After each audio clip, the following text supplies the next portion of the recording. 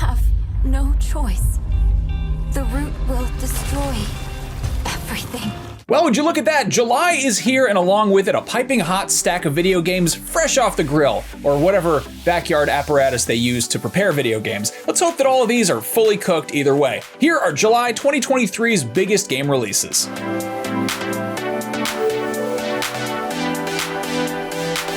As always, the usual caveat that it's entirely possible that some of these games get delayed, or other games get announced and don't make the list, or we screw up and just forget something. But that said, here's what's expected in July as of June 21st, 2023.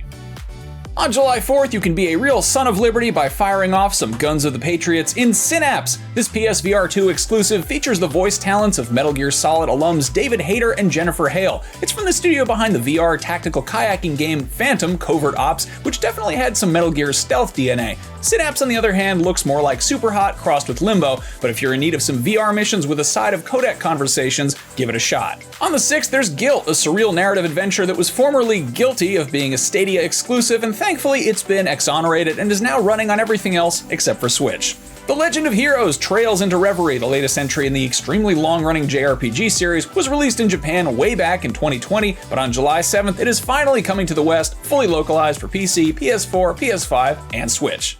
This'll be fun. Jacob, 4 hours ago, a cult opened a portal above Edwards Island.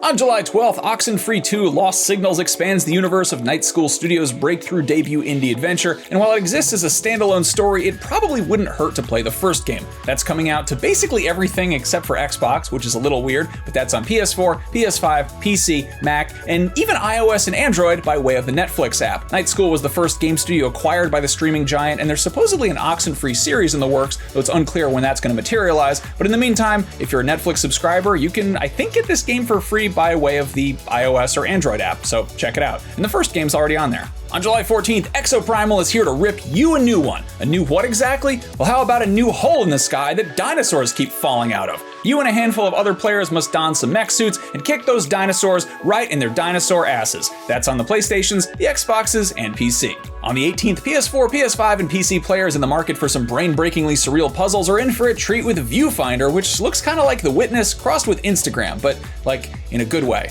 before Instagram got all weird and bad and kept trying to sell me that one Junji Ito cat t-shirt where the cat's biting his hand. I looked at it one time and now it's just like always on my feed every time, and I still kind of want to buy the shirt, but I don't know. What should I do? Should I buy the shirt or not? Let me know in the comments. It's been a while since someone's wandered around this place. And wanderers are always welcome.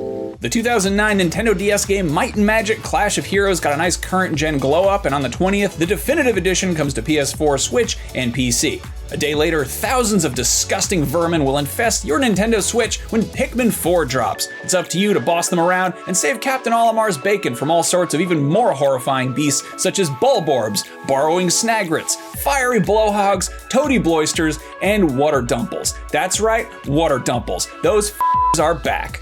Anyway, on the 25th, Mr. Run and Jump runs and jumps onto basically everything. That means Switch, PC, PS4, PS5, Xbox One, Series X, and S, and I'm not kidding, Atari 2600. You're probably going to see a slight graphical disparity between the next-gen versions and the version made for the console that came out when Jimmy Carter was in office, but hey, you got to applaud Atari for keeping those early adopters in mind, assuming they're not in retirement homes. And even if they are, I don't mean to be like ageist. That's good. I think elderly folks should play more video games. They're fun. They're a great way to pass time. Anyway, also on the 25th, and probably the game I should have led with, is Remnant 2, the hotly anticipated sequel to Remnant of the Ashes, lovingly known among its community as Dark Souls with guns. And the sequel looks to up the ante quite a bit, featuring some impressive visuals and way more variation in its procedurally generated levels. That's on new gen and PC.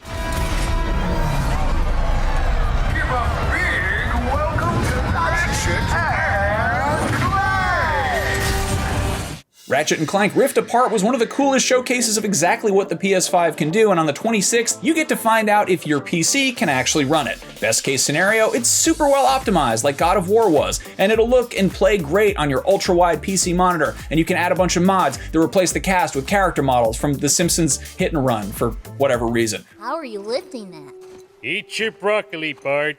Eat your broccoli. Worst case scenario, it's a total mess like The Last of Us Part 1, and you get weird glitches, like the one that made the characters look increasingly wet for no reason, like that Jordan Peele sweating clip.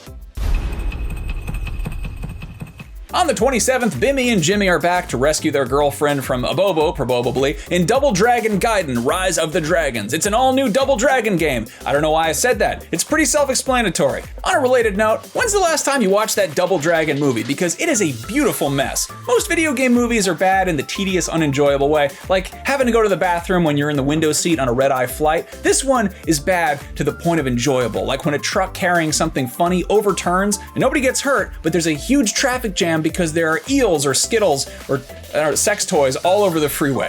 Anyway, the point of my story is Double Dragon Gaiden: Rise of the Dragons is out for everything July 27th, and I don't know where the movie's streaming, but I'm sure you can figure it out.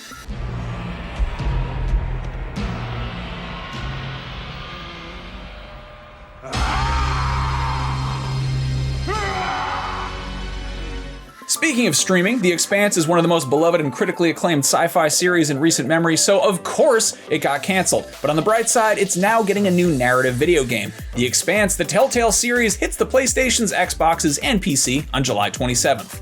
On July 28th, Disney Illusion Island hits Switch, so whether you're trying to kill some time while you're waiting for Space Mountain or trying to save a few bucks by skipping the peak season trip to a Disney park in general, this looks like a nice time. I really dig that hand-drawn look. Hey, somebody should remake Mickey Mania. I love that game. Finally, hitting everything on the 31st is Venba, and it's maybe the most gorgeous cooking game to date. Most of these games either aim for realistic visuals and gameplay like Cooking Simulator, or they take a more playful approach like Overcooked or Cooking Mama, but this one seems like a really intimate slice of life game about making food for an Indian household, and I think that's just lovely. Sometimes we get games that are these massive, sprawling, epic universes to explore, and sometimes they're more like picture books. And you know what they say, variety is the spice of life, and spice is the spice of food. And food is the way to a man's heart, and home is where the heart is. And at Olive Garden, when you're here, you're family. And that about covers it. July is maybe the slowest month in what's otherwise the busiest year of video games in recent history, possibly ever. What are you playing this month? Is it one of these games, or are you sticking with some of the massive games that dropped in,